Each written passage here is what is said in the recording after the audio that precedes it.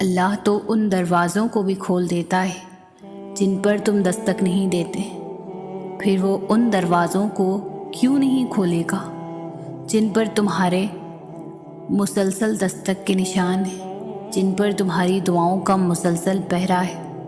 وہ تو ہر لمحہ تمہارے لیے کہیں نہ کہیں سے راستے نکالتا رہتا ہے۔ وہ تو ہمیشہ تمہاری دعاؤں کا منتظر رہتا ہے کہ کب تم اس کو منانے آؤ اور وہ مان جائے۔ تمہارا ہاتھ اٹھا کر اللہ سے مانگنا کوئی عام بات نہیں ہے، خوش نصیب لوگوں کو ملتی ہے یہ توفیق۔ تو قبولیت میں دیری پر پریشان ہونے کے بجائے اپنی خوش قسمتی پر اللہ کا شکر ادا کریں۔ یہ شکر تمہیں دعاؤں کی قبولیت تک لے جائے گا انشاءاللہ۔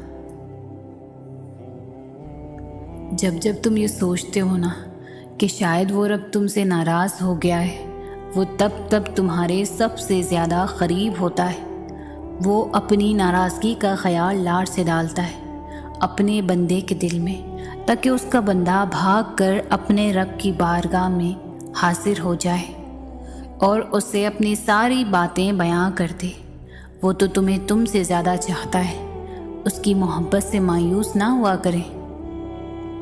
زندگی کے کچھ مسائل خود حل نہیں ہوتے، ان کو حل کرنا پڑتا ہے، اپنے آپ کو کچھ اذیتوں سے نکالنا پڑتا ہے۔ یہ آسان نہیں ہوتا، مگر یقین کریں جتنا ہمیں مشکل لگ رہا ہوتا ہے اتنا بھی مشکل نہیں ہوتا، بس پہلا قدم لینے کی دیر ہے۔ اللہ کی مدد ان کے لیے آتی ہے جو اپنی مدد کرتے ہیں۔ آپ اس رب پر بھروسہ کر کے پہلا قدم اٹھا کر تو دیکھیں، اس بات پر کامل یقین رکھیں کہ وہ رب آپ کو تنہا نہیں چھوڑے گا۔ اپنا یقین حضرت ابراہیم علیہ السلام جیسا بلند کر لیں کہ جنہیں آگ میں جھکا جا رہا تھا مگر انہوں نے کہا کہ میرے لیے میرا رب کافی ہے۔